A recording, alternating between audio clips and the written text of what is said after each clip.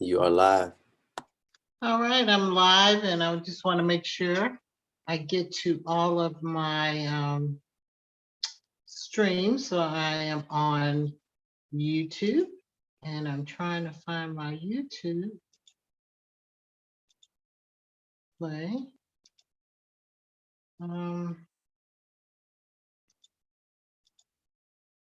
See if I get that up, which I'm not. Doesn't look like I am subscribed to my own channel on this one. So while we're joining, the audience is coming. I will get these streams up. Hope everyone is doing well. City Council. So we are streaming live on Facebook, and I know where people are joining. And I'll give you a minute while I also tune in so I can see if there are comments on YouTube. Not sure why I am not seeing. Here I am. Just for my technical person, guru, Mr. TJ, I don't see the picture on YouTube. I just see my name, so you might want to check that out while we're doing this. And I think we have about 8 people that have joined us, and it is now 11:30, and you all know I am a stickler for time because your time is precious and my time is precious. We all have precious time, and thank you for your time. Thank you for joining Conversations with the Council President. I am our City Council President, Felicia Moore. And as always, we like to, particularly now that we are still remote at City Hall, I like to make sure that we stay connected, and we've been doing that from time to time on social media. And again, we are on Facebook, and we are also on YouTube. When they get the picture up, let me see. I think it may be up. It is up. I just didn't hit the right button. So anyway, this is Conversations with the Council President, and today we're going to focus on just a few issues that are going on. And the number one has been, in terms of public comment recently, the zoning and CDP changes. So I'm glad to join you today as council returns from our recess meetings, and we are getting back to conducting the business of the city during our meetings. And so today actually is council meeting day. So you can tune in to hear your city council at work. They will resume virtually today at 1 p.m. You can see it if you have Comcast cable on channel 26, or you can look right here on my page at Felicia Moore, Atlanta City Council President, where we share the live stream, or you can go directly to the Atlanta City Council page on Facebook, Instagram, and Twitter, where they also live stream it as well. As you're aware, there are multiple pieces of legislation that have been introduced, which propose to change the city zoning ordinance and comprehensive development plan. So today, my objective is to use this platform, one, to raise awareness, and to ensure that whatever decision is made reflects the primary will of the public. Now, these changes could be major if adopted, and must be as transparent and as inclusive as possible throughout the entire process. So I'm using this forum as my way of trying to make sure that we get out there so that people, if they have input, know how to make their input and where to make their input. Now, some of you, before I get into that and the overview of the legislation, just as a couple of other notes, again, we do have a council meeting today at 1. These pieces of legislation will not be considered today, and I will give you the schedule as I know it today. But also, many of you have asked about returning to City Hall when it will be open to the public. I think the last time we talked, or even during the meeting, I mentioned that we were going to come back around August 9th. It has now been pushed back until after Labor Day. We do have the Delta variant that's out there. And because of those concerns, I'm sure is why the mayor has pushed it back until after Labor Day. But as soon as the City Hall opens to the public, then the council meetings will be open to the public and we will resume our meetings in person in the council chambers. Of course, there will perhaps be some restrictions, but we will be back after Labor Day, whenever that date is set. So just stay tuned. So let's talk about this legislation. And I've got a couple of computer screens going. So I want to go for my notes so that I don't miss anything. So let's overview the legislation. Last month, I issued a statement advocating for greater transparency around this matter. So as you know, zoning changes and comprehensive development changes are nothing new in the city of Atlanta. So that is just normal course.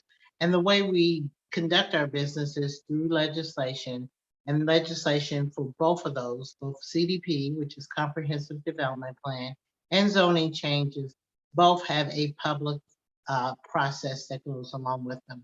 And I'll talk about that in just a minute. But most of you who are really attuned to this issue knows that there was a lot of conversation about the city maybe doing a blanket rezoning of single family or elimination of single family zoning, amongst other things, in the city of Atlanta. So that conversation is a part of the background of the legislation I'm going to talk about today, are the more recent pieces that have been introduced that don't go as far as maybe the blanket, but it does talk about specific areas. So one thing that I realized is that when we usually change our CDP, other than if it's a developer-driven CDP amendment, sometimes the neighborhood planning units have discussions about it prior to its introduction. Right now, we have the legislation introduced, and the public does have an opportunity through the NPU system and with the zoning changes through the zoning review board to express their concerns, as well as many of you have taken advantage of the fact that you can email and call your council members and express your issues, as well as my office, which we have received them. We've had considerable public comment to date, and I'm sure we will have more as we get closer to this legislation. So let's talk briefly about the three pieces of legislation included. I'm going to make sure I get my mouse in the right place. Okay, so the first is 210454. That's 210454. Believe me, I'm looking at both issues. Okay, and I'll answer you, Mr. Bell, a little later. Let's talk about the three pieces quickly. 210454, it's an ordinance by Council Member Amir Faroki to rezone certain properties within 1/2 mile walking distance of high capacity transit stations, the various low density residential zoning codes to multifamily residential uses, MRMU, to promote a variety of housing options and increase affordability near transit and for other purposes. And 210455, an ordinance by Councilmember Amir Faroki to rezone certain properties within 1/2 mile walking distance of high capacity transit stations for various low density residential zoning codes to multifamily residential use, MRMU, to promote a variety of housing options and increase affordability near transit and for other purposes. And then there, excuse me, there is 210456. This is an ordinance by Councilmember Amir Faroki to amend the zoning ordinance of the City of Atlanta, Part 16, by amending various provisions of the text of the zoning ordinance, including individual district regulations with regard to the subject areas and provisions that follow: multifamily residential multi-unit, which is MRMU, zoning district and regulations, section 1 below, minimum parking requirements, section 2 below, accessory dwellings, section 3 below, to promote a diversity of housing options and increase housing affordability and for other purposes. So now, while we know that further housing options are certainly needed to advance the goal of affordable housing, there are many dynamics which we need to be factored into the decision-making process as we move forward. And so here are a few. City services, we are currently on a decline. How will this increased density already impact the issue of our service delivery? We don't need to go further into that. Of course, we need to also make sure that we're looking at our infrastructure, making sure our water and wastewater treatment capacity are going to make sure that they're able to handle it as well as our roads above ground and below ground. We just need to make sure we're looking at these things comprehensively so that we know as we move forward, are we going to be prepared, or if we're not, to prepare for the increased density that we're trying to achieve, whether it's through these pieces of legislation or as we look for other areas where density can be increased. And so what are our plans do we have? And if not, we need to develop those to mitigate any accelerated infrastructure capacity needs or deterioration because of the density. Single-family residential communities have been established and have valued character. How can those homeowners be assured that the character of their neighborhood is preserved? Many people, and I know I started out as a neighborhood president and then an NPU chair and served on APAB. Most often, many of our issues we've dealt with over the years is talked about preserving the character of single family neighborhoods. And this will be a shift from that or either in addition to that. And so we want to make sure everybody understands that and as many people who want to embrace it. And if not, are there other options that we can use to increase density if it totally disrupts the character of the neighborhood? Are there neighborhoods that may want it and neighborhoods where we can find our way to be able to do it? Or are there neighborhoods that can be developed into this? And so those are kind of conversations we need to have.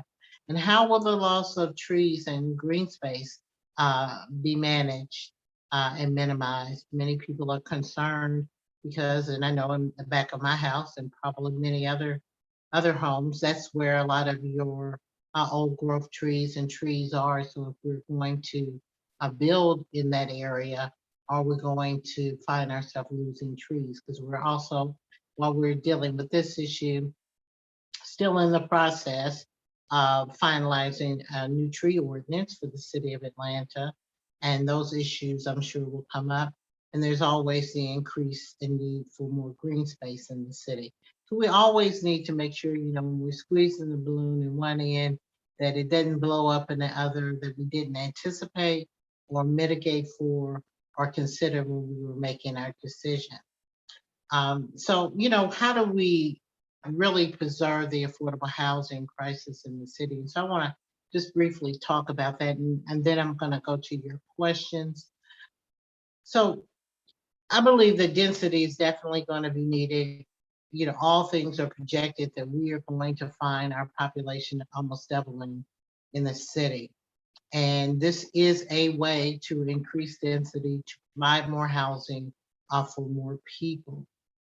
My concerns and things that I'm going to be listening for in this debate is, number one, how are we going to be assured that if we do this, that the housing will actually be affordable? Who's going to monitor that? And how are we going to guarantee that? Particularly balancing the fact of other conversations that we've had in single family neighborhoods related to short-term rentals and whether or not these could become more short-term rentals in people's backyards versus housing type that allows people to rent them at an affordable costs. And frankly, a lot of short-term rentals also take away from housing that would be available for someone for a long-term rental. And so those are balances that we need to have. But how do we deal with the density and affordable housing? One, and this has been said before, but it's now a time to move on it. We need to start with, particularly in the district I used to represent as District 9 council member for 20 years, we had several housing projects that were demolished well over a decade ago, or longer probably, almost maybe 2 decades ago. And that was Perry Homes, Bowen Homes, Hollywood Courts, and Bankhead Courts. So out of all four of those that reside in District 9, only one was redeveloped as what we would love to see is a mixed income property. That property has multifamily apartments, which has an affordable what am I trying to say? Affordable component. That's what I'm trying to say. We have senior housing, which is very affordable, and it's an affordable unit for seniors. And it also has single family houses that were sold, and a number of those were sold at an affordable price point. But after that, the other ones, Hollywood Courts, Bankhead Courts, and Bowen Homes, have all sat as vacant property for all these years. And so we need to really lean into getting our housing authority to move on building those affordable units, because the spectrum of people who need affordable housing, they certainly can help with those who make 50% and below of area median income. And those are the units that we need, particularly people with housing choice vouchers, formerly known as Section 8, are really having a hard time in getting their vouchers accepted in the marketplace by those who are renting at market. Many of them don't want to accept the vouchers, so it makes it very hard for them to use those vouchers and to get housing in the community. So we really need to lean heavy in AHA. The second and third piece, which I will put together, is the city-owned property, as well as the property we have in our land bank authority, where we can do many things because we own the property. We have control over who we allow to develop on it and what we want to see on that property.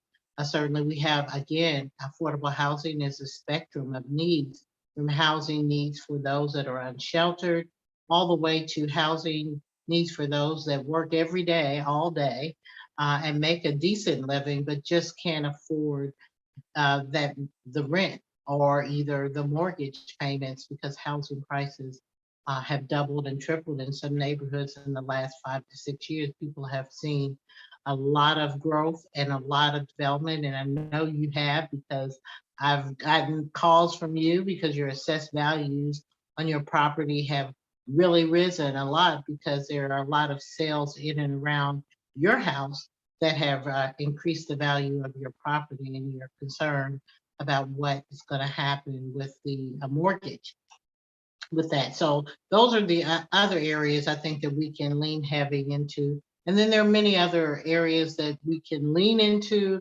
like our permitting department, making sure that people who are attempting to build affordable units, and those who are not, because people are complaining about the slow lag time in the permitting, but that does eat away at the affordability of a product. If someone is building and they have to wait 6 months before they get that permit and are able to build, that cost is kind of put on top of whatever their development cost is, which makes things a little bit more affordable. So there are a lot of things that we can do.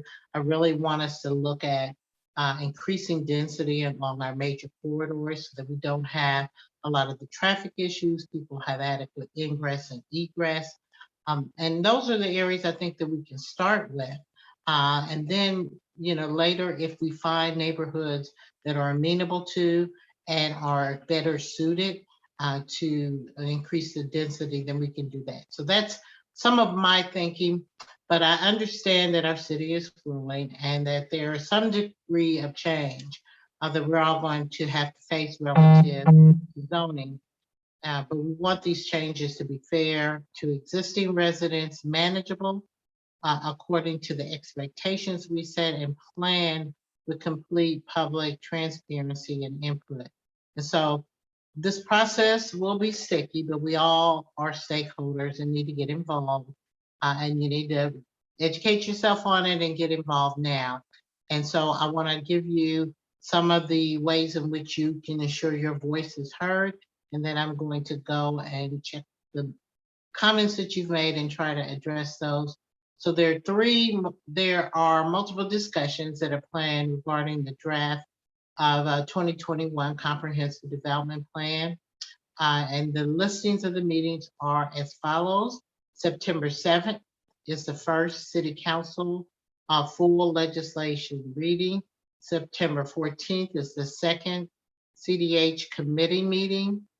September 20th, the second council meeting, legislative reading. September 27th, the first virtual CDHS public hearing for Plan A, and that's at 6 p.m. September 28th, the third CDHS, which stands for Community Development and Human Services Committee meeting. And then October 4th or October 18th, and I said one or the other, the 4th or the 18th, will be the full council meeting and Plan A adoption reading. You can share your concerns directly with your council members via email or phone. You can also contact our planning department if they, and then we'll put that in the chat if you need more information. And our office will share any questions you have presented today via email to the planning department so that they're aware of it. And most council members are getting all of your emails. And so the other thing I want to say is there's two pieces now. So just a little, City Hall education. You have the CDP, which stands for Comprehensive Development Plan, and you have the zoning issue. So the zoning issues will be going to the MPU. So MPUs will have a voice, and then that goes to the zoning review board. I don't have those meeting dates. I didn't read those off.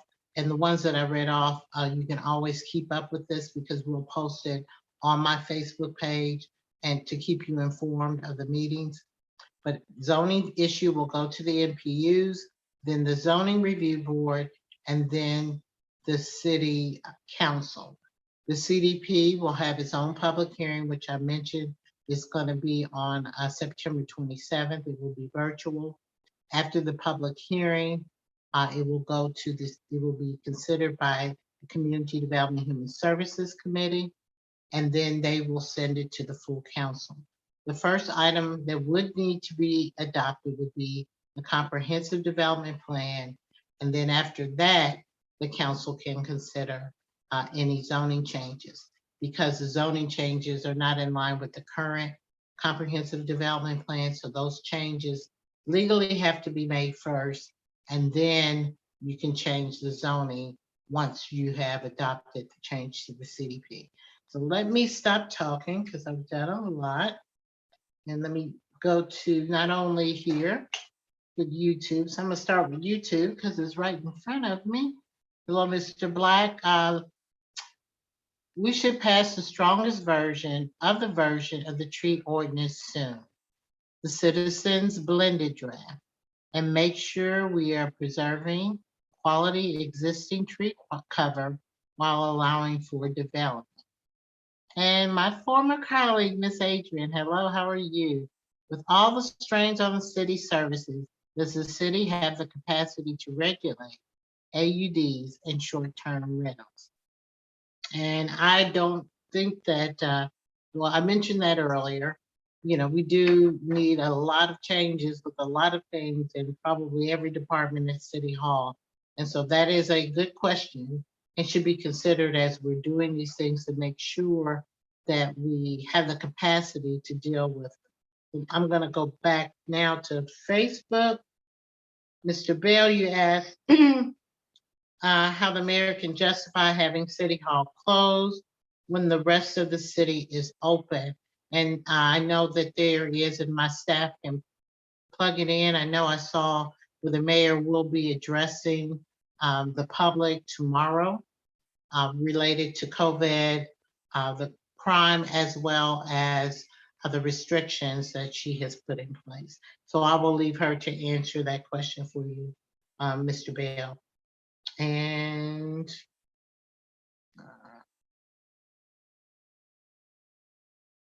all right, so Mr. Jordan says that we should talk about, well, as it relates to City Hall opening, the other monies the city is missing out on. The building department barely working, and the city of Atlanta makes a ton of money on building permits. We have a shortage of 400 police officers, and it's getting worse. What are we doing to the youth and getting them off the streets? And what are we doing for small businesses? I believe, and I will need to check, but in the last federal funding we have, I'm sure because we did it with the first tranche of federal funding set aside money for small businesses. And I believe as part of some of the initiatives to reduce crime in the city, we have looked at increasing funding for youth, but we will have to get you those specifics, Mr. Jordan. Let's see.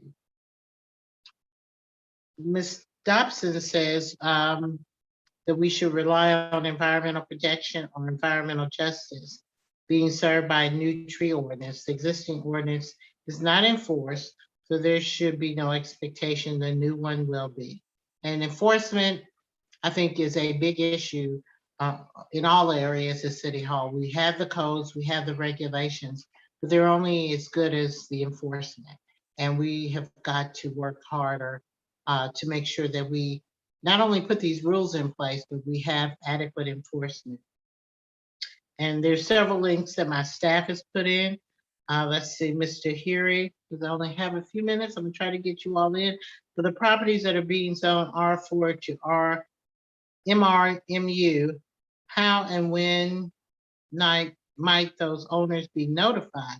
In Garden Hills and Peachtree Hills, we wanted to be sure the 20 impacted properties receive public notice, and they should be, because there is a process, and part of that process is a notification of the property owners, and then there'll also be, particularly with the zoning issue, signage that is placed, and there are regulations as to the time frame that has to happen.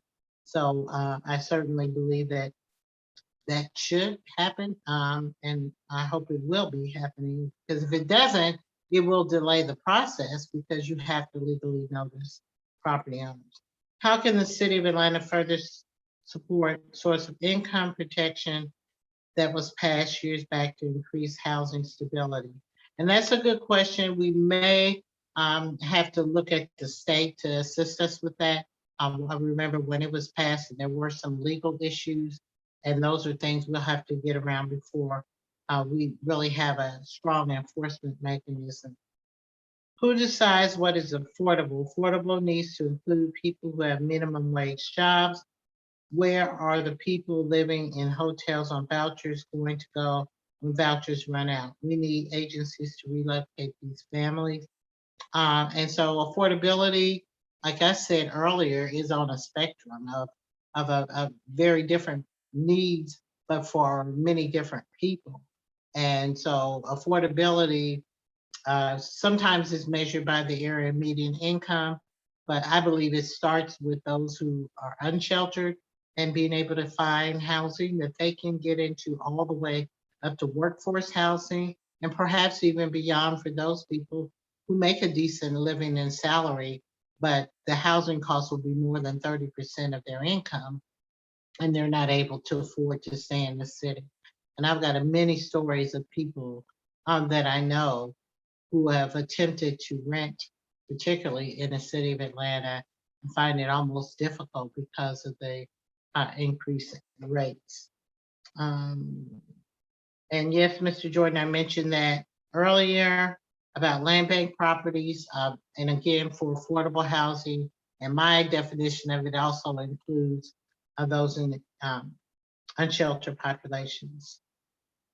Okay, so why does this, Mr. Akins, why does the city proposed to increase density citywide. Our beautiful city is almost 172 square miles in size.